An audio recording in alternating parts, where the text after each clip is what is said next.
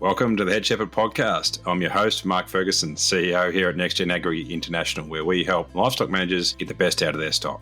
Before we get started, thank you to our two fantastic sponsors for continuing to sponsor this podcast. MSD Animal Health is perhaps better known as Cooper's Animal Health in Australia and for their Allflex range across the world, with a comprehensive suite of animal health and management products. Heineken is a one-stop shop for wool harvesting and animal fibre removal. The Heineken team have a deep understanding of livestock agriculture, backed by Swiss engineering and a family business dedicated to manufacturing the best. We are grateful to our sponsors for their support, helping us bring Head Shepherd to you each week. And now it's time to get on with this week's episode. Welcome back to Head Shepherd. This week we welcome William van Wettere onto the show, but before we get into that, we've got an article that's just gone up last Friday. Sophie, do you want to tell us a bit about that? Yeah, so I thought I would write an article about some of the things that I've learned in therapy. I've been in therapy for the past just over 3 years now for a range of things. But what came out of it was just a better understanding of myself, what makes me tick, and how I can sort of face adversity without it affecting me too much. And so I thought I would share some of those lessons.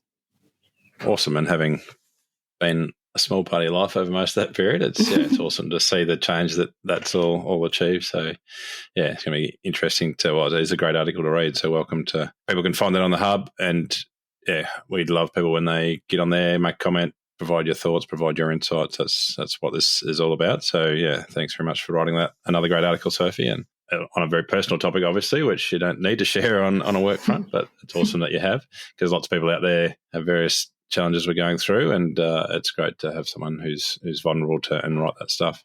And I'm very lucky to have had therapy once a week for 3 years, and so just to share that wisdom, really, that not everyone gets to have that opportunity.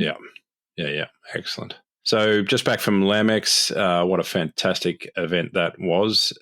Hats off to the organising committee, to the sponsors, to everyone that got involved and really backed that event. It was, as Dawson Bradford said in his speech after accepting his award for his recognition for starting LambX back in 2010, he thought it was dead. We probably all thought it was dead with COVID knocking off the Melbourne opportunity. But the Adelaide community got together, South Australians got together and absolutely smashed it out of the park. Over 1,500 people there passionate about the industry, which has been really cool. We were really proud to record our 200th episode live on the stage at LambX, on one of the side stages at Smoko there with Dawson Bradford, again the founder of LambX. So that was just a fantastic event, and great to see a whole heap of Next Gen crew there. And that live will be out on YouTube on the 16th of September, and we'll be on here on Head Shepherd as well. So you can see that interview live. Quickly, congratulations to Ricky and Marnie Lewis for winning the carcass comp there, Lamb Producers of the Year, and all that stuff. Great to see those guys who've put a lot of effort into getting rewarded for that effort. So some great things happening at LambX. It was absolute time of my life, and can't wait to 2026. Put that in your professional development calendars and make sure you get there. It's going to be bigger and better than ever. Also, just want to quickly mention our webinar we had last week on EID. It was fantastic to hear from Richard Subtle and Jane Mulholland, who's been working on behalf of NextGen, working with the Subtles at Amarama Station, helping them really get the best out of their data. And so we had a webinar with those guys last week. That's now on the hub. You can get on there and watch that. And yeah, there's some just, I think, really interesting ways how that data has been utilised, and how and kind of how it is empowering a business to make much better decisions. Often we think, EID is hard, or it's a cost we don't need to have, but when you see people who actually embrace it, and in Richard's words, it hasn't added any labour. It was a mindset thing to actually lean into it, and his only wish is that he'd done it earlier. And so I recommend anyone to jump on there and have a listen to that webinar. It's 45 minutes probably of quality industry insights. So jump on there. Right, we'll get underway with this week's show. William van Wettere is based at Adelaide University. He's done a lot of work around heat stress and its impact on reproduction, and without stealing too much of that thunder, it is quite significant how heat, and we're not talking crazy heat, just over 32 degrees Celsius. So, and what that's doing for ovulation rates and conception, embryo survival, a whole heap of things that are going on in the reproduction of sheep. So, we'll welcome William van Wettere to the show. Welcome, Dr. Will van Wettere to Head Shepherd. Thank you. Hi, Mark. How are you? Yeah, good, mate, and thanks very much for your time. It's we stumbled across you recently on one of the papers you published, so it's been thought we'd get you on for a yarn. But before we get into heat stress and sheep, we might cover some other aspects of your career. What are you're there at University of Adelaide? What have you done sort of prior to that to get to where you are today? I haven't done a huge amount. I did my undergrad in Edinburgh, Scotland, and ag. Came out to New Zealand, did some dairy work. Came over to South Australia, did some dairy work. Got offered a PhD in pigs. Worked with pigs intensively till about, 2017, 18, and then transitioned to sheep. Still do a bit of pig stuff, but a bit of a transition more to twin lamb survival. And no heat stress as well. So it's my career in a few seconds. In a few seconds, excellent. So yeah, so you're now all sheep, or you do a bit of pig stuff still, or all sheep now? Pretty much mostly sheep. Still got a couple of big projects going in the background.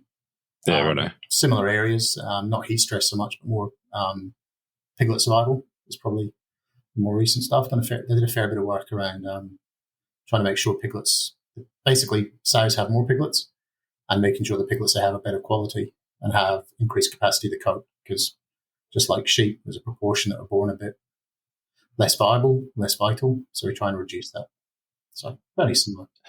I was reading a little bit of, I don't know, either your postgrad projects or something, around trying to get more sows per, or trying to, I guess, group them up rather than having them in single stalls and stuff. Is that work ongoing, or that's all finished up now? We're not doing it. Well, so most sows, I'd say the majority of sows, especially in Australia, are housed in groups now. We did a bit of work in that space. The next transition probably is to look at farrowing pens and farrowing crates. And we did a bit of work around that as well, trying to look at how we can reduce confinement of sows during the end of pregnancy and lactation.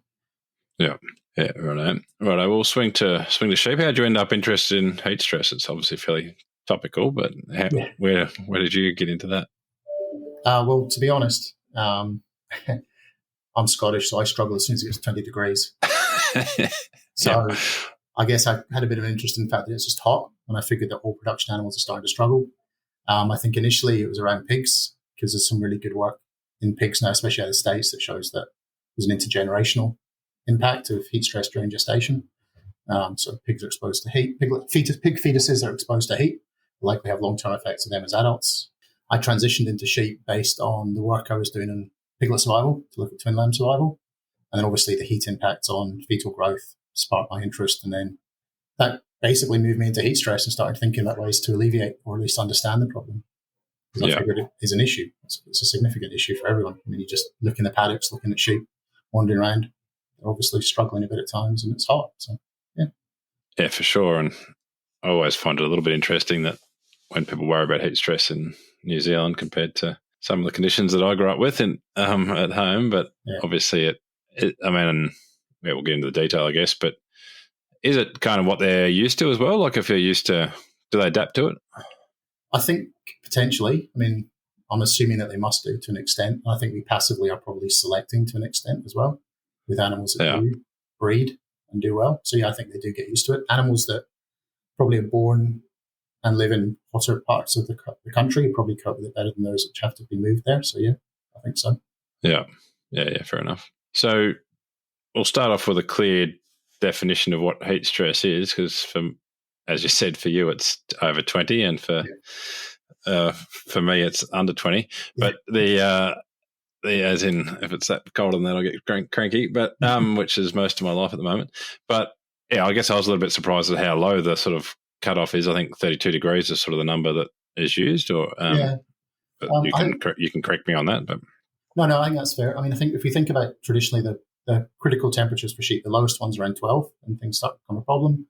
Anything between about 25 and 31, they start to struggle with the temperature, I guess you'd say. Our data does suggest, and I think other data does suggest, that around 32 degrees, at least in a Mediterranean climate, is when animals start to move to become a bit hyperthermic. So they can see the temperature starts to move outside their normal. We've done a bit of that work with indwelling temperature sensors in rams and ewes.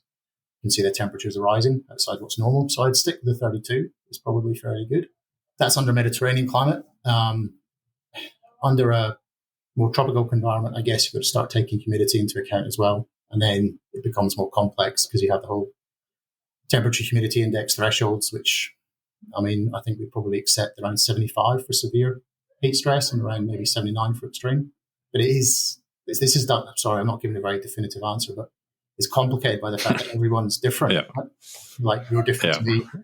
Sheep are very different. So some sheep can maintain a lower temperature when it's hot compared to others, etc. So there's variation within populations, so within genotypes, and also variation between genotypes as well. So it's kind of I'd say 32 is probably pretty sound, but there is variation. Yeah. Does that help you? Yeah, and I guess the best, almost a constant joke on this. Well, maybe not on this, but generally when I'm presenting, it's kind of my best answer is it depends, and that's like the best scientific answer. Is kind of, it's a fairly start most answers with it depends and go from there. I think we'd stick with 32, but then has a bit of a grey around it. I think. Yeah. And so a lot of people listening are going, well, 32 is a pretty low temp for big chunks of Australia in summer when we're going to get through the different aspects. Is it kind of minimum temperature for the day, or is it maximum, or is it how long they stay at that temperature, or how does that work? That's another it depends answer. I can tell by the smile. Look, it depends. I think their ability to, okay, it's a long answer. So in terms of the actual physiology of the animal, it depends on their ability to cool down, I think, as well, and how long the heat is stays up for. Traditionally, when we look at the stuff on reproduction, we've looked at the max temperature on the day. But these are the kind of questions that we're asking ourselves all the time at the moment, because we have a lot of data coming in from temperature. So I'd say it's the max of the day. I'd work on that. Yeah. I would say that the longer the heat is elevated for, the bigger the problem, especially if it's elevated overnight and they cannot return to normal, at least by the same day, the next day. Yeah. So, and we do, I guess the reason I'm interested and lots of people are interested, just same as you, I guess, that like we see people having windows in their scanning results where the scanner says just no lambs in this gap, or we had a conversation the other day, and a guy from southern Queensland was talking about light lambs and stuff. And so when we were actually literally on that call, and I was Googling away and found your review paper, and some of the numbers are big. So if we do run through kind of some of the scale of the impact. So if we talk, I guess we'll just go through ewes and lambs and rams. But if we start with ewes and that sort of heat around the reproductive event itself, as in mating, what's the sort of impacts on that? So, I mean, if we work on, so there's some good data some good studies that were done in South Australia and WA, which when you put them together indicate that about every day above 32 degrees during that week of joining, each day reduces the number of lambs born by about 3.5%. So for every 100 ewes joined, you get 3.5 fewer lambs born, right, for each day. So obviously, if you then add them on top of each other, you can get to quite a significant impact. The reason why that happens, you then have to go back to some of the more detailed studies which show that it's a reduced estrus expression from the ewe. So she has a shorter estrus, or estrus behaviors are shorter or less strong. There's probably a decrease in oocyte quality, and therefore there is increased embryo loss, and then obviously lower pregnancy rates as well. So it's that week around joining that seems to have the biggest impact around lambing rates. And it's quite a lot. I mean, we did the maths on it. We reckon it's costs about 2.1 million lambs a year, potentially, that are not born, not lambs that aren't born. Yeah. No, it's big numbers, which is what got me interested as well. And so how much is estrus reduced, or is that, that's a significant chunk? Or it's a fair amount. I'd have to go back to the original literature and have a look at it. It is all in the review though. But, it is. Yeah. Which we'll put a link to that review in the show notes, that anyone who's keen enough to read a paper can jump on there and get the full details. Or they can watch it at LambX, and I'm sure you'll be explaining that. So ovulation rate, time they're in estrus. Not ovulation rate, but oocyte quality. Is there an ovulation rate impact as well, or less clear? Less clear, right? Yeah, okay. Yeah, righto. So anyway, we end up with less lambs on board, and obviously if it's, I don't know, but what we're seeing anecdotally, then if it's really bad, obviously you just get nothing conceived because there seems to be, and maybe that's a ram. Well, that wouldn't be a ram anyway. Not sure, but there seems to be windows in the there's probably where there's just nothing. There's two things going on there as well. I mean, if you want to just focus on the use for a little bit, the other problem we have, of course, is that if you go on heat stress during pregnancy as well, affects blood supply to the fetus, nutrient supply to the fetus. You end up with smaller fetuses, which again we reckon is probably reduces fetal growth by anything up to about 0.6 to 1.4 kilos in terms of lamb birth weight. So you end up with significantly lighter lambs, and then obviously impacts on lamb survival. And I think maybe for the producer point of view, the interesting thing there is that it's the heat stress during pregnancy in the second and third trimester that has the biggest issue. But even if they have heat events during the second trimester, even if it gets cool in the third trimester, the lambs don't recover, the fetuses don't recover fully. So you still have a problem. So it's a placental effect, or just the placenta is basically reduced in size. Yeah, right. Recover. Those numbers are massive in terms of lamb birth weight. Obviously, if anyone can visualise the lamb birth weight survival graph in the head, which if you're on that, most twin lambs are on a slippery slope. If you drop every 100 grams, 200 grams, drops your survival chances down a fair bit. And so if you getting into those sort of scales, it's massive. I guess we are a little bit fortunate. Well, no, that's not true. I was going to say if you're a winter spring lamber, then it might not be as critical. But a lot of people lambing in April, it's going to be most of pregnancy is in summer. Yeah, and I think that's the issue. Your joining's either impacted or your pregnancy is impacted if you're lambing in autumn or late summer. Yeah. So the lamb, it's all birth weight, or are they at given birth weight? Are there any other impacts? Well, there's not a lot of work on the impacts of heat during pregnancy on the lambs. Some of them, so I'm only laughing, there's noise in the background. I can hear it here. Yeah, I know. Those are my postdocs that you referred to earlier. So basically what we would assume is that it can work on from dairy cows. We see that dairy calf fetuses that are gestated when the mum is heat stressed, their milk production is reduced as adults. Right. In pigs, the fetus that is gestated when the mum is hot, there's impacts on their growth, their heat tolerance as well. So there's probably is going to be impacts on the lamb going forward. And obviously, I think if the ewe is giving birth towards the end of summer, early autumn, when it's still hot, there could be potential impacts on lactation as well, which will affect the lamb as well.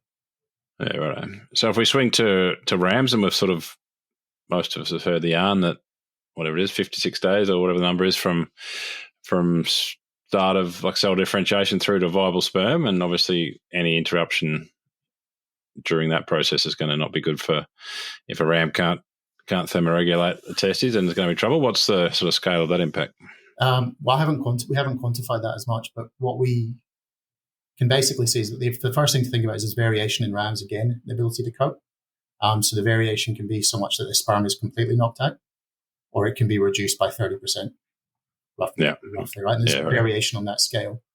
You're right, it's about 6 to 2 weeks. So a single heat event, so a single day of 40 degrees, 6 to 2 weeks before they ejaculate or join, will have an impact on semen quality.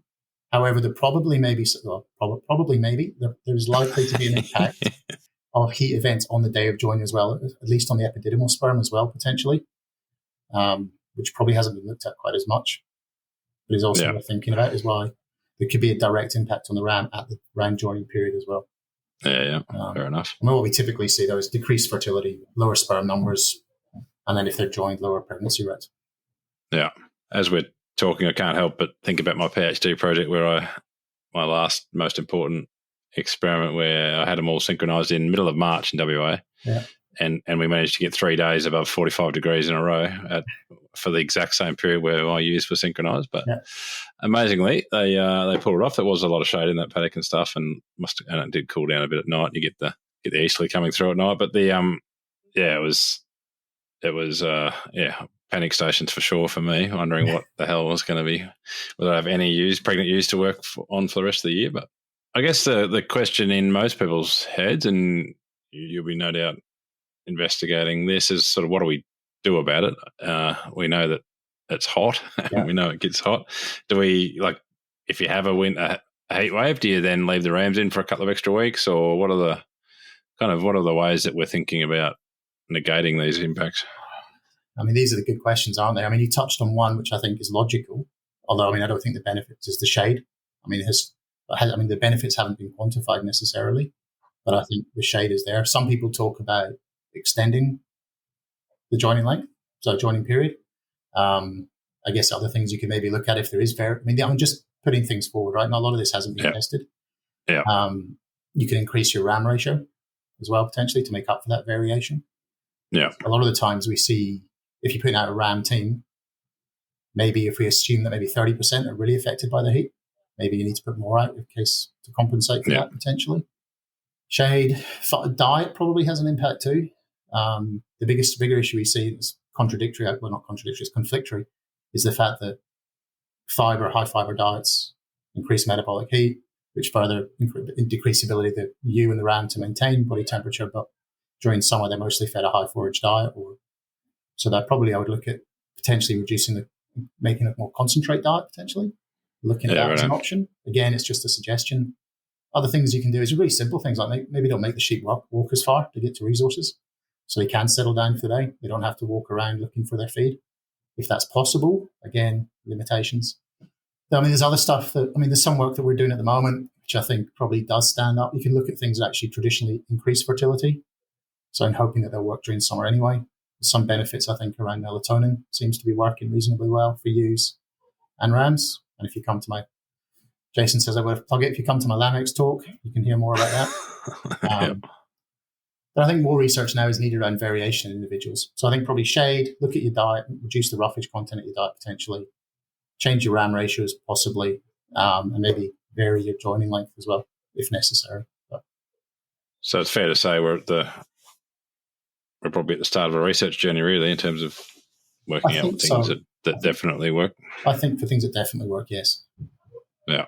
No, fair enough. And we've got anything more definitive than that. But I know there's a lot of research going on at the moment, so hopefully there's some answers coming through. Yeah, for sure. And we've got to remember, as you said, the ruminants have a massive inbuilt heat sitting there generating heat. So it's not just like they've obviously got the rumen heat is kicking away, making them warm at the best of times. So, anecdotally, some of our producers we work with reckon they're okay if they can settle in for the day and just find somewhere cool. If they're being forced to walk around a lot, that's when they see a lot of problems too, which comes down to the same thing, exercise and heat, not good. Yeah, so things like joining and confinement under shade is going to be potentially a combination that might work. Yeah, excellent. The the melatonin on repro or melatonin on survival, or what's your? We're doing a fair bit of work through the SA Drought Hub and with the sheep industry funds around melatonin for rams and ewes. We're showing benefits for fertility of ewes, which we guess, but I guess we're doing it over summer, which is probably outside when you would normally do it, which is late winter, early spring, spring. And also the work in the rams is quite good. It looks like it's affecting thermoregulation, improving thermoregulation, and it's definitely improving semen quality as well. And so that's just from collecting semen all through summer. The semen quality is improved. So it shows some promise. Yeah, right. I mean, a lot of breeds aren't all spontaneously ovulating until sort of Feb, March, are they? So you're operating before that, or? We've been giving them to the ewes all the way through from early December all the way through till the last one, I think, was end of Feb. Yeah, right. All the way through. But we're generally doing it at joining as opposed to 30 days before as well. Yeah, right. And we've also seen some changes in thermoregulation as well. So the ability to put rams and ewes, which I think is quite useful. Excellent. So, the toughest question for the day, or depending on how good at changing your mind are, is what's the last thing you changed your mind about? I have no idea. I asked my postdocs to help me with this one, but we couldn't decide. I changed my mind. Is that because there's a lot of them? Or? There's a lot of them. I don't know. Probably about lunch. I've no idea. Yeah, fair enough. What's the last thing you changed your mind about? Oh. So it's a difficult one, isn't it? No, it's not an easy one. No. I think I get the odd person bouncing it back to me, but it's a tough one to answer. Yeah, I can't. I tried. It's the one I've been racking my brain about all morning since you said and I can't think of it. Yeah. Sorry. No, all good. Anything else you want to cover, or are we good to go? No, I think that's it. I mean, is there anything else you want to know? I don't know if I provide any definitive answers, that's all. But I don't think there are a lot, except it has a huge impact. Common sense, I guess, some of the things I've suggested. And I think there's a lot of research across the country being done to try and solve this problem for producers. Yeah, and I guess it'll be one of those things that'll keep kind of getting away from us as well as things keep warming up. We'll get, like, there'll be no status quo on this. It's going to keep probably a bit of a moving feast. Yeah, or this year's a good example. We seem to have a hotter autumn than normal. Spreading out a bit. Yeah. Excellent. Right, I will. I'll let you get back to those postdocs. What's the most exciting postdoc project going on? That's a tough question. We're doing some really good work around understanding variation in thermoregulation. So one postdoc working on that. She's just finishing work at the moment, how animals vary in their heat tolerance and how that affects their fertility. So that should be out soon. And another one doing some really good stuff around different amino acids and twin lamb survival as well, which I think will be interesting too. And of course, we have a big project at the moment on shedding sheep. It's trying to quantify reproduction shedding sheep, which I think is a good project too. And that'll be interesting for heat stress because they should be more heat tolerant. Is there a chance that, like, if we do select for just spitballing now, but if we select for an animal that is better at dissipating heat some way, if that's one of the ways they tolerate it, does that mean we end up with a lower lamb survival if they're kind of joining in summer and then lambing in winter? And I wonder how antagonistic those two things are going to be. It's a really good question. I think Gordon Bashorgi was pondering on that one day as well.